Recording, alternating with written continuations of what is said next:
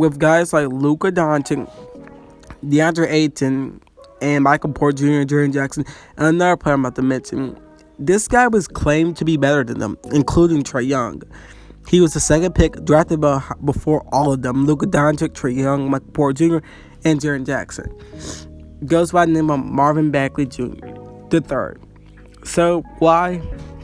Well, in my opinion, Marvin Bagley in Duke College was a pretty good athlete, averaging 20.1 points a game with 11.6 rebounds on a 61% from the field goal range. So it made a point on why Marvin Bagley should have been the number 1 to number 2 pick. First off, he was given a great comparison at Chris Bosh one. He's a lengthy, 6'11 guy who's very lengthy but can shoot, score, and defend. Kind of Chris Bosh like in Toronto. And that's what he was believed to be. And I don't blame any people, but this is the problem with college athletes. When you're a college athlete and the eyes are on you, sometimes you are the great player and sometimes you're not. For the case of Anthony Bennett, who was a great player in college, predicted to be the 6th pick, sadly was the number 1 pick and never got to that level. Now here's what I mean by this. In my defense of the Sacramento Kings, they didn't need a guard. They already had, De'Aaron Fox, the fastest point guard in the league. And then they had Buddy Hield, a great 3-point shooter who just came off his best season with the Kings in his career. So, yeah, they had a great guard. So, it makes sense for them not to want to get a guard, but it's the guys they took that really messed up the Kings organization, in my opinion. Now, I mean this sincerely. Marvin Bagley isn't a bad player, and who knows where his career can go.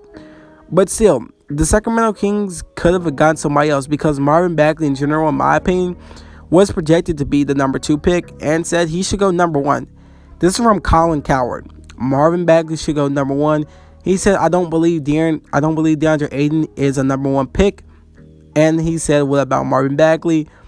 Well, Colin Coward technically went off and said, yes, Marvin Bagley, I believe, is the number 1 pick. Those were his words in general. I don't have the link to the video, but you can find it if you want to.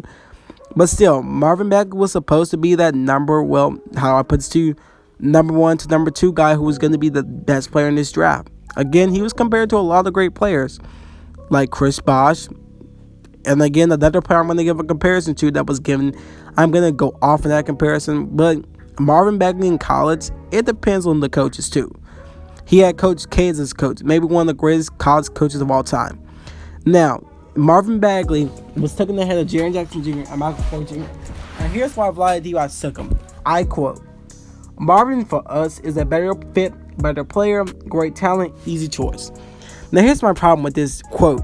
Number 1 of all, if you wanted to take a forward, why didn't you take Michael Porter Jr.? Yes, he would have to sell for a season, but when he comes back, he was pretty good. He could shoot, he was lengthy, could score and defend. So why didn't they go after Michael Porter Jr.? And they had their eyes on Michael Porter Jr. Another player is Jaren Jackson Jr., the guy that Marvin Bagley Jr. the third should have been. He should have been the guy who could defend, could get easily in the paint and score, but also had an okay jumper where he can shoot a jumper. But Marvin Bagley didn't turn out to be either one of those guys. Instead, he's at the bottom of the rankings. His first comparison was a Chris Bosh or Amari Stoudemire one. Not a bad one. This one was a Kevin Garnett comparison. The MVP Hall of Famer. Now, who knows where Marvin Bagley's career can go? But right now, looking at it, it looks like there's no way Marvin Bagley is going to be the guy that we expected him to be. He can still turn into a great player. Look at players before like Julius Randle, who was a top 4 pick, sadly got injured, but then made a great career turnaround with the New York Knicks. Then you got D'Angelo Russell. After getting traded, became an all-star player and has still been a consistent player even though he's been traded to different teams. So, yeah, who knows what the future holds for Marvin Bagley. But this is the end of the video, and I'll see you guys next time.